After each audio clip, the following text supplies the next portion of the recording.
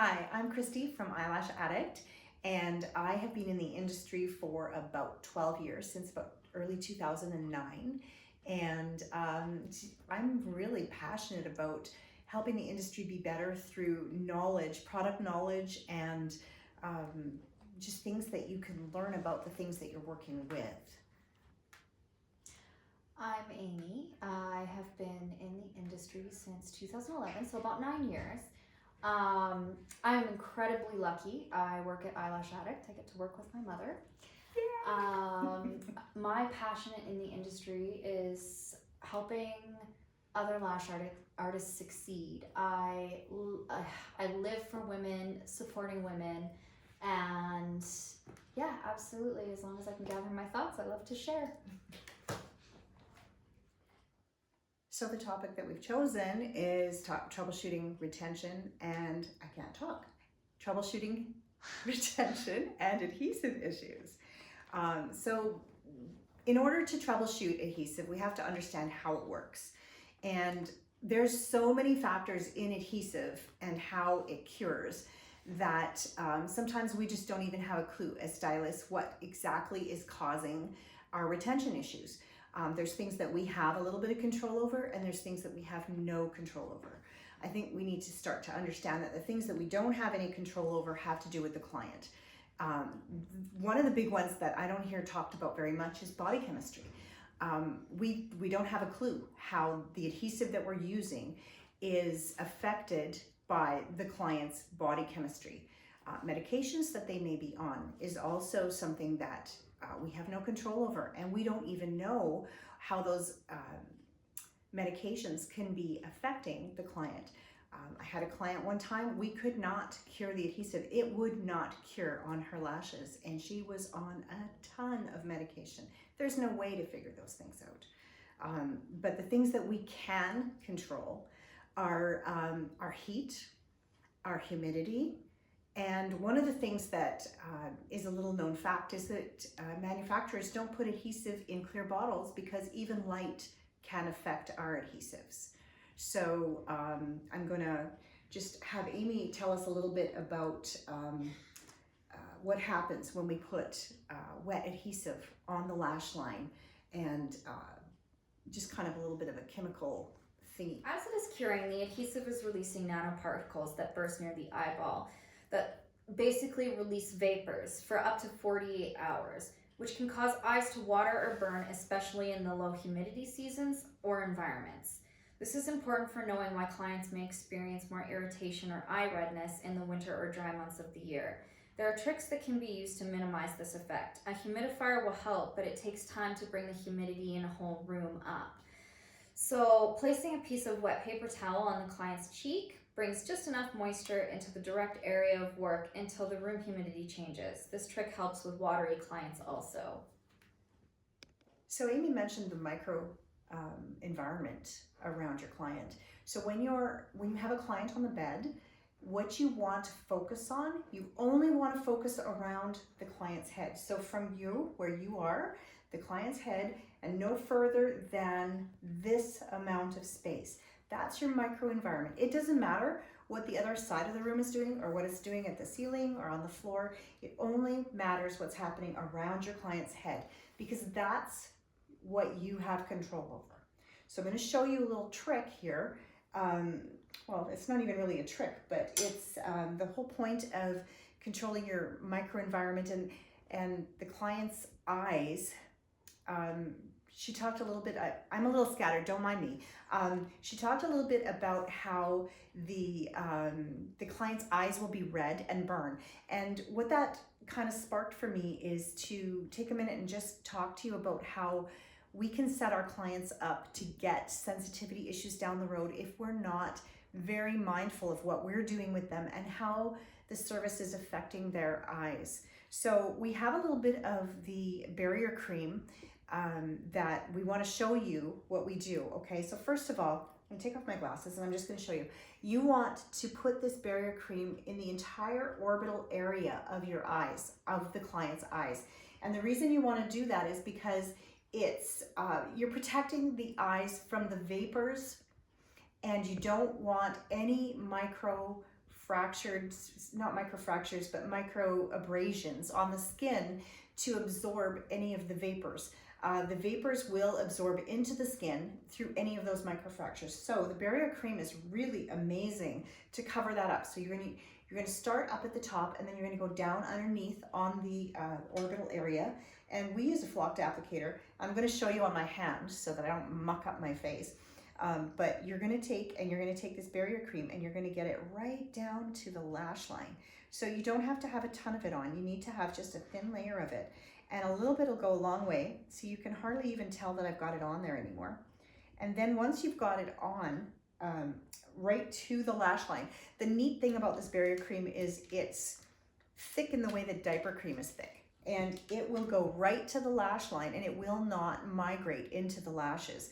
So you've got your right under your eyes, and then you're going to place your eye pads. And honestly, the best thing you can do for a sensitive client, or for any client you're trying to protect from ever becoming sensitive, is you want to be able to use an eye pad that's not going to mix with the complications and problems that adhesive can give a client.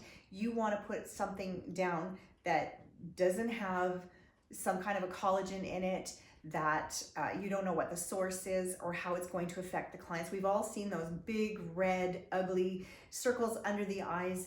And what happened here? Why did the client react? There's something in our iPads. And if you go ahead and you use a silicone iPad, you can place that on there. And as you can see, that barrier cream is actually holding it right in place.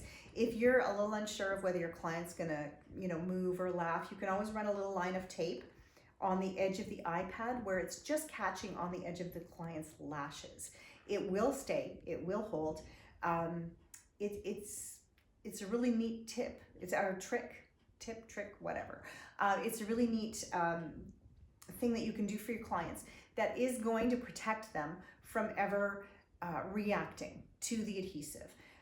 You're going to notice in the wintertime that Amy talked a little bit about in the wintertime, and how clients will react. Thank you. They will react more in the wintertime. When we were running with hygrometers on our tables right beside our beds, I can tell you how shocked I was when I noticed that the humidity level on the hygrometer dropped 12% while I was doing this set of lashes. So that means when I start and the humidity is one thing, if I'm just powering through, then I'm not going to even know it's a crapshoot. Well, especially dry clients also Absolutely will suck up, like if their body or skin or anything is dry, it will their skin will suck up the moisture in the air. Like we went and did a training in Portland, and wow, my skin was unreal. Seriously. I don't know why I don't live there, but shout out to my Portland people. Yeah, so anyways, like it makes a huge difference. It does. It really does. So what you really want to be mindful of, it's great to have hygrometers. It's great to pay attention to what the humidity is, but what you want to be aware of is how the adhesive is working right here, right now. How is it attaching? When you're done dipping, are you noticing that it's curing really quick, or it's your lash is flopping all over the place on the natural lash? All those things are going to tell you how that's going to adhere. And of course, I just totally jumped off of protecting the eyes from the vapors. But this is just a little bit closer up view of putting on that barrier cream. And of course, it seems like I've got quite a bit here. I do. But you can get it quite thin. And you're going to go, obviously, in the orbital area. And then you get it thinned out. You can go right up to the lash line. And I don't know why I'm talking, because... Well, another bonus to using the barrier cream as well is that if your clients aren't feeling any sort of irritations, they're not going to be rubbing at their eyes. And rubbing at their eyes is another cause of retention issues. See how nice you can get that in there and hold it? And the barrier cream does not affect retention. Okay. So I didn't want to make it about the silicone iPads, but the silicone is the most skin-friendly product on the planet. So So I do a lot of troubleshooting with clients on the phone about their adhesive and how it's working for them. What I like to do is I like to ask them questions, and these are questions that you should be asking yourself when your adhesive isn't working for you, so that you know what's going on, why it's not working, and what you can do to change it or what you can do to fix it. So if you have, let's say you have a bad run on retention, and the very first question that always comes up is, am I working with a bad bottle of adhesive? Is this adhesive gone bad? So the things that you need to ask yourself in these instances to start with is, was it every client in that time frame? Was it every client? Was it all their lashes? Are they popping off like immediately as soon as they walk out the door? Or was it clients in the morning or clients in the afternoon? If you come up with an answer that, yeah, ever since such and such time, my clients have gotten crap retention and I've been doing all these lashes for free, then yeah, you probably want to replace your bottle. There's something going on there. Either it's gotten too much humidity in it or it's gotten overheated. That's, you know, those are kind of important factors for you to decide whether or not it's your adhesive. If your answers to your questions are, I was having trouble in the morning or not the afternoon or vice versa, then I would say that it's mostly a humidity related problem. It's a problem that's relating to how your environment is working for you. We can control our environment. We can make things work. Did you talk already a little bit about paper towels on the yeah, a wet paper paper towel towel? on the cheek can help with your microenvironment and how it'll bring moisture right in the air into the area. Absolutely. Yeah. Another thing that you can do is you can use a nano mister. And pass me that white. Yeah. When you're like, we use these to help not cure the outer layer of the adhesive, but to incorporate more moisture around the eyes, so that, okay, first of all, when you're done doing lashes, there is going to be like a black dust that Amy talked a little bit about, those particles that are just bursting around the eyes. If you've ever used a humidifier for any length of time, you're going to know that they create a white dust. So if you use it all winter long and all of a sudden you're looking and you're thinking, why do I have all this white dust? And you realize that the humidifier is creating that. It's your like calcium and magnesium and all of the minerals that are in your water. Exactly. That's why we also advise to use what kind of water? Distilled. That's it. Distilled, or demineralized. Yes, absolutely. Absolutely. It's not just with water though, it's also with your adhesive. And I learned this kind of by accident because I was doing a lot of experimenting with our adhesive when we first brought it out on the market. And the experimentation area that I was using was away from my client area, and I had it laid out in another room. And I would experiment with cure times, and I would experiment with different things that I was doing.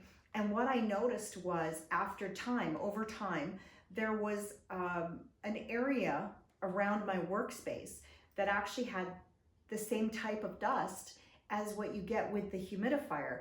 And the dust was a black dust. So I was like, okay, that's not good for you. So as long as that adhesive is going through the curing process, after that curing process, until the first time that the client goes home and washes, that black dust is on their skin, it's in their eyes, it's on their lashes, and we tell our clients, used to, not anymore, not to wash for the first 24 to 48 hours because we don't want to mess with the cure of the adhesive. So really we can set them up for them to be getting those sensitivities. So another thing that you can do, okay, getting back to how to, what was I saying?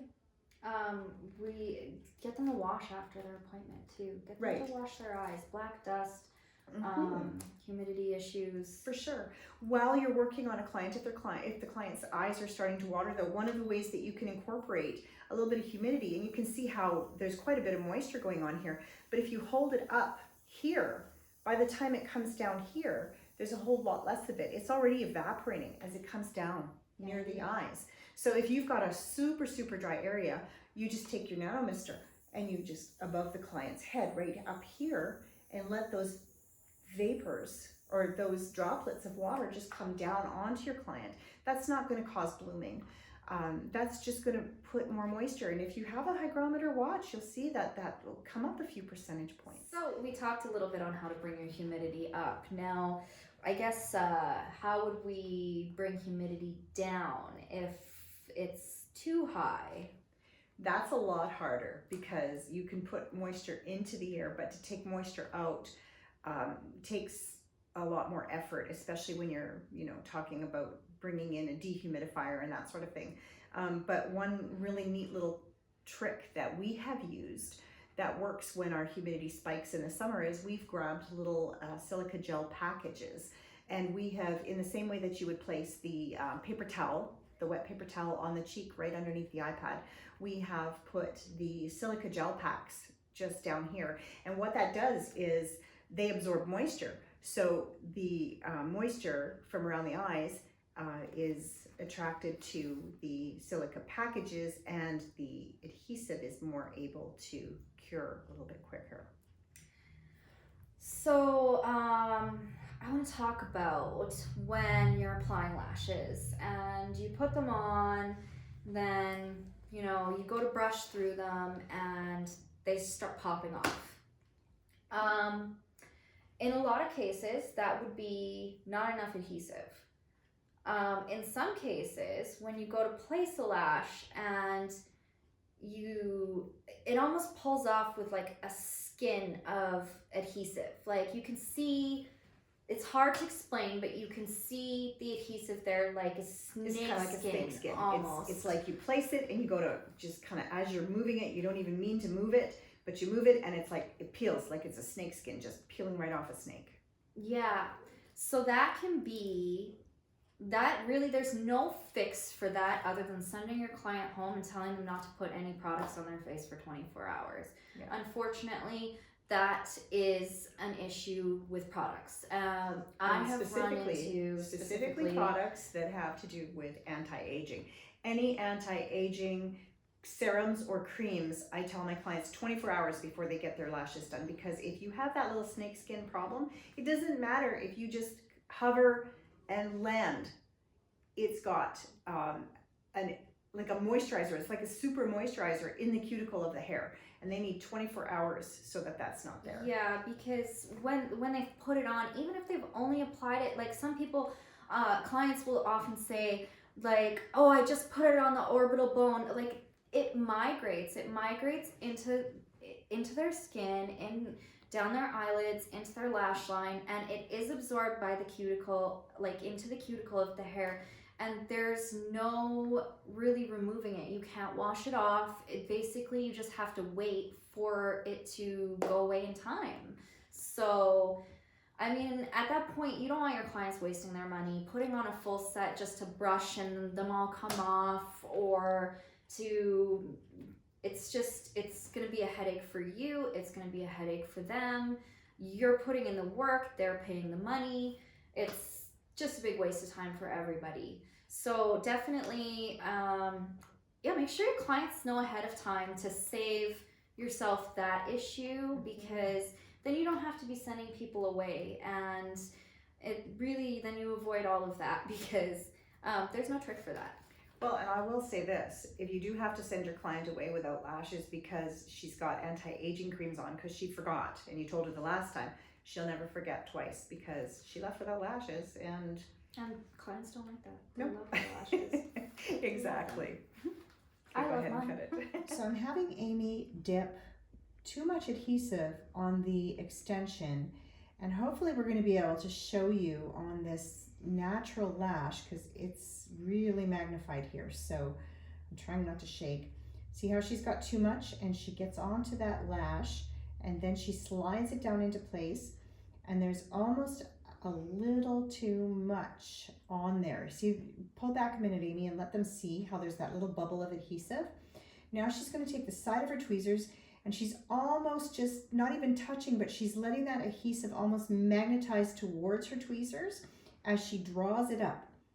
And what that does is it removes the excess and it pulls it up the lash so that it fills into that area where there is a break in the bond. Because what happens is, you can do another one, maybe they can see again. What happens is your adhesive starts to cure on that outer layer if you don't have enough of it on the lash. And she's really scooping there so that she gets enough. So she's over exaggerating so that you understand what we're talking about. And then when she comes over to the natural lash, she has too much. She's going to place it up higher on the natural lash than where she wants it to be, and she's going to slide it into place. She's not mucking back and forth. She's just sliding it into place. It's sticking to my tweezers because I didn't clean the glue off. So there's another little trick when you do that. You have to get it on the side of the tweezer, or else you have to scrape glue off of your tweezers. Yeah, for sure. And this is our trick for when the humidity is too high. When the humidity is too high, you can work in any humidity level. You can work in any humidity level with any adhesive, in my humble opinion. And all you need to do is you need to get that. You need to start up maybe about mid-lash. You need to slide it into place. And then when you come away from that, you're going to see that... still sticking to my tweezers. Oh, okay. That's right there. What you want to do when you're doing that, where you're drawing those lash beads or those adhesive beads up, is the point of doing that is to touch the outside edge of your tweezer, not the inner edge, because you really mess with yourself if you do that. And of course, on a natural lash, you're not going to be, mucking like this. You're going to get it down to a science, and you're going to place it, and then you're going to take the side edge, like not the inside edge, but the outside edge, and you're going to just draw that little bead of adhesive up. When you've got your lash isolated, it's so easy to do, and it makes your retention so much better if you've used enough adhesive that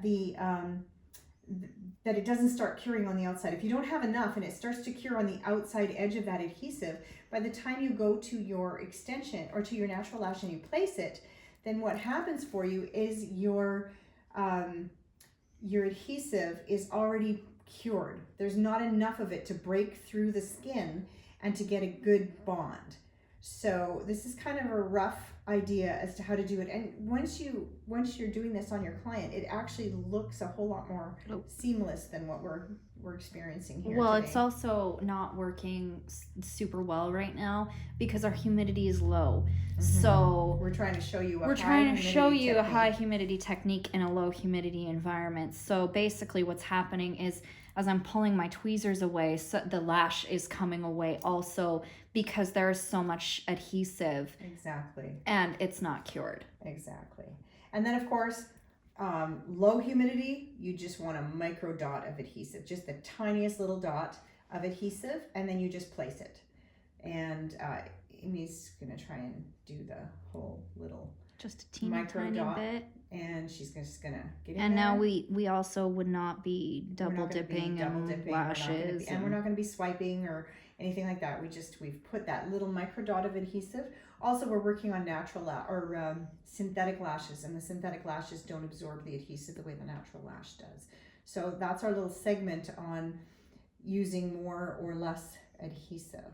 So just before I show you what an exothermic reaction looks like, what I'm going to do is have Amy explain a little bit about what causes it. Okay, so basically, natural fibers, when they come in contact with natural plant fibers, when they come in contact with the adhesive, creates an exothermic reaction.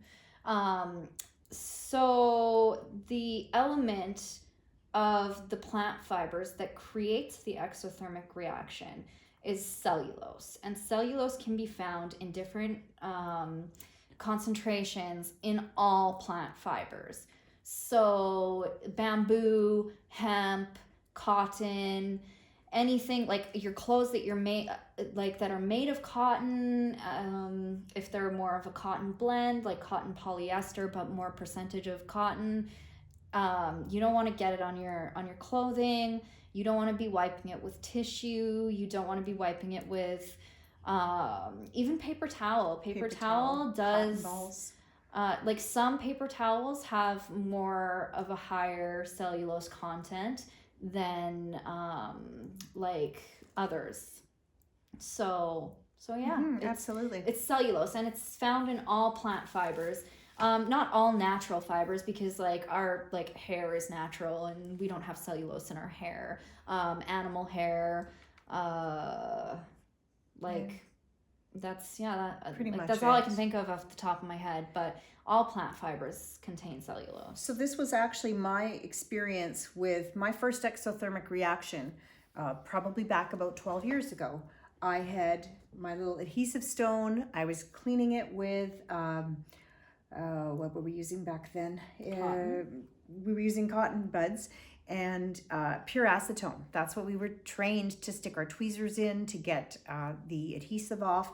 And so I was cleaning it, and apparently there was too much adhesive.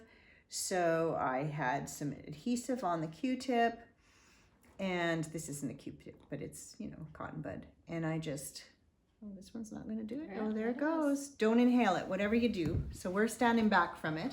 But this is what happens with a cotton ball, or a natural fiber that has a lot of cellulose in it. It creates the exothermic reaction. The wood is actually warm. I can feel it up here.